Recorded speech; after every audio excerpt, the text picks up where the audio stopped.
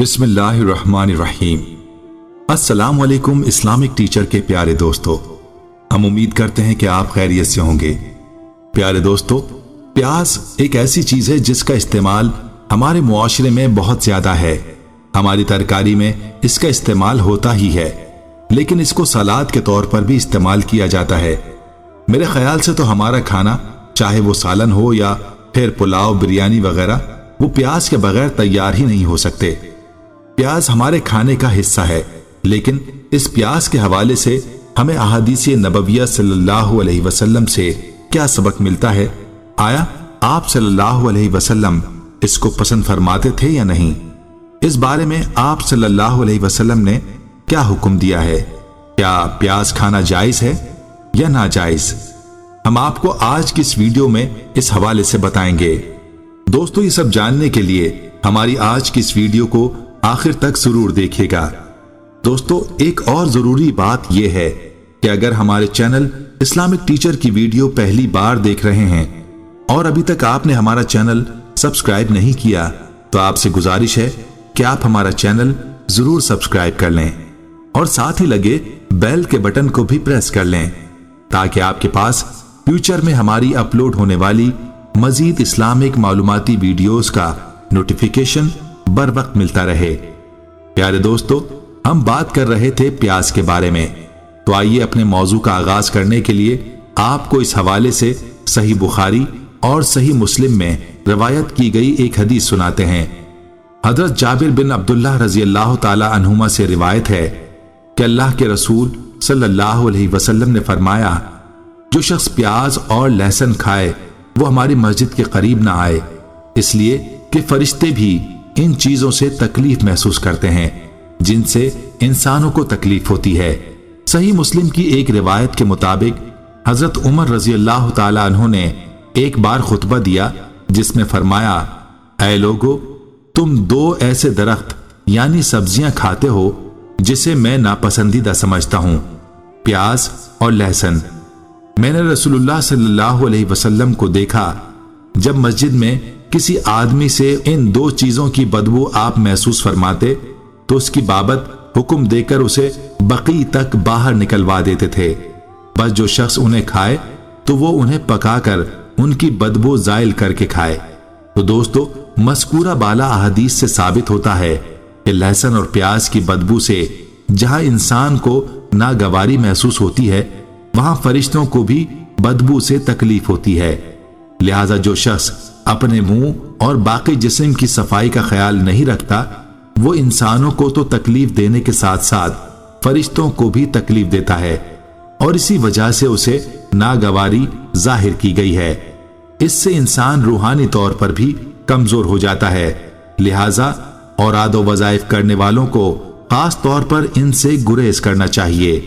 پیارے دوستو، مسجدیں اللہ تعالیٰ کا گھر، اللہ تعالیٰ کے نزدیک سب سے محبوب جگہ اور اللہ کی نیک و صالح مخلوق کا ماوا ہیں۔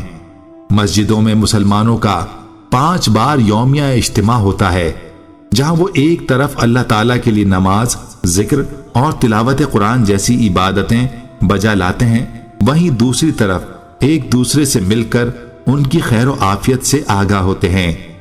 مسجد کی انہی اہمیتوں کے پیش نظر اللہ کے رسول صلی اللہ علیہ وسلم نے مسجدوں اور مسجدوں میں حاضری کے کچھ آداب قرار دیے ہیں۔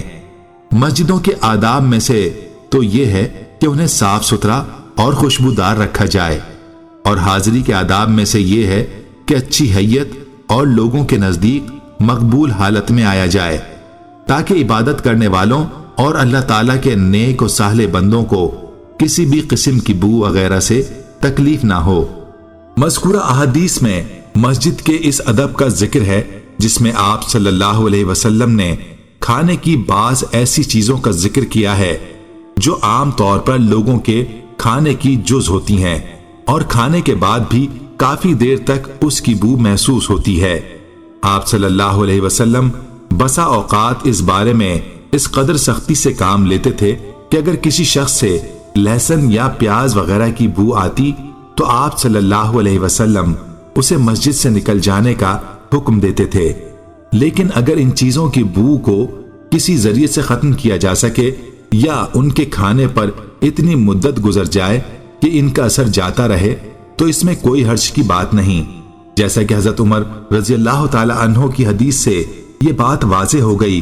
तो दोस्तों, इन बातों से जो अहादीस के सामने आई हैं, ये पता चलता है कि कच्चा प्याज खाने को आप सल्लल्लाहु अलैहि वसल्लम ने नापसंद फरमाया है और ना इसके खाने की कहीं तरगीब दी है, बल्कि इसको नापसंद फरमाया है और इसकी बू की वजह से इससे कराहियत का इजहार फरमाया।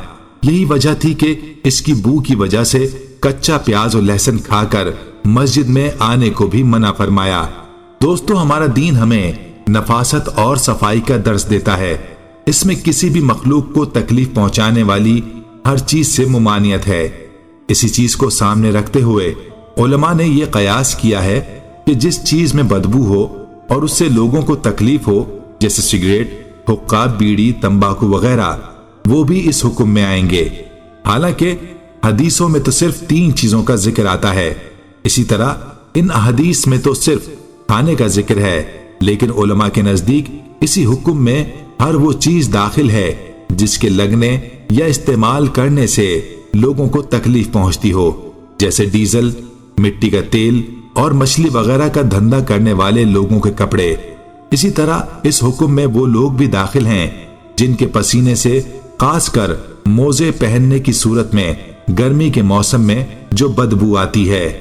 दोस्तों, उलमा के नजदीक इस हदीस में मस्जिद का जिक्र है, लेकिन इस हुक्म में हर इज्तिमा दाखिल है, खासकर वो इज्तिमात जो इल्म जिक्र इलाही वगैरह के लिए मुनक्किद किए जाते हैं। दोस्तों, यहां तक तो हमें यह सबक मिलता है कि कच्चा प्याज खाकर मस्जिद जाने को मना फरमाया गया है, लेकिन बाज लोग ये भी सवाल करते हैं कि आया प्याज खाना जायज है या नहीं।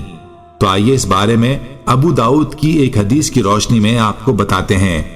अबू ज़ियाद रजी अल्लाह ताला अन्हु कहते हैं, हजरत आयशा रजी अल्लाह ताला अन्हा से पकी हुई प्याज के बारे में पूछा गया कि वो हराम है या हलाल।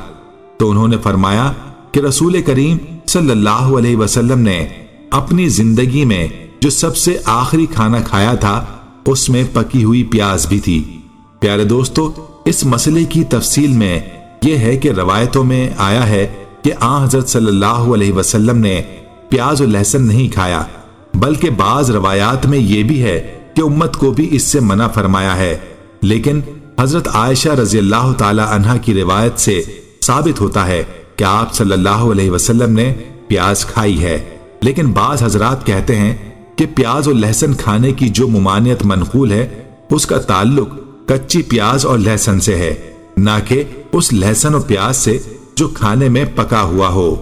बल्कि ज्यादा सही बात यह है कि कच्चे के बारे में मुमानियत भी महज नहीं तंज़ही के तौर पर है, बतौर तहरीमी के नहीं है।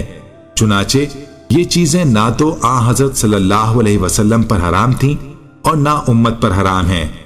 इब्ने मालिक कहते हैं कि जहां तक हजरत सल्लल्लाहु अलैहि वसल्लम की जाते गिरामी का ताल्लुक है कि आपका अपनी जिंदगी के आखिर में ऐसे खाने को खाना जिसमें प्याज थी, और हजरत आयशा रजी अल्लाह ताला अन्हा का बयान जवाज की खातिर था और ये वाज़ेह करना था कि इन चीजों के खाने की मुमानियत नहीं तंजीही के तौर पर है, ना कि बतौर तहरीमी। लिहाजा हमें मस्जिद जाने से पहले कच्चा प्याज और लहसुन खाने में एहतियात करनी चाहिए। दोस्तों, ये थी वो मालूमात जिसके बारे में अक्सर महफिल में बहस होती है, लिहाजा हमने जरूरी समझा कि इस मौजू के हवाले से आपको मालूमात फराहम की जाएं। हम उम्मीद करते हैं कि आपके इल्म में इस मालूमात से जरूर इजाफा होगा। आखिर में मेरे प्यारे दोस्तों, हम ये उम्मीद करते हैं कि आपको हमारी आज की ये वीडियो जरूर पसंद आई होगी। अगर आपको हमारी आज की ये वीडियो पसंद आई है तो आपसे गुजारिश करते हैं कि आप हमारे चैनल इस्लामिक टीचर को जरूर सब्सक्राइब कर लें और साथ ही लगे बेल के बटन को भी प्रेस कर लें, ताकि आपके पास हमारी आने वाली मजीद मालूमाती वीडियोस का नोटिफिकेशन बर वक्त मिलता रहे। सब्सक्राइब के साथ साथ हमारी वीडियोस को लाइक भी करें और अपनी कीमती राय का इजहार कमेंट्स में जरूर करें। आपके लाइक्स और कमेंट्स से हमारी हौसला अफजाई होती है। कमेंट्स में आप अपने सवालात भी कर सकते हैं। अल्लाह ताला आपको अपने हिफ्ज़ो अमान में रखे। آمین۔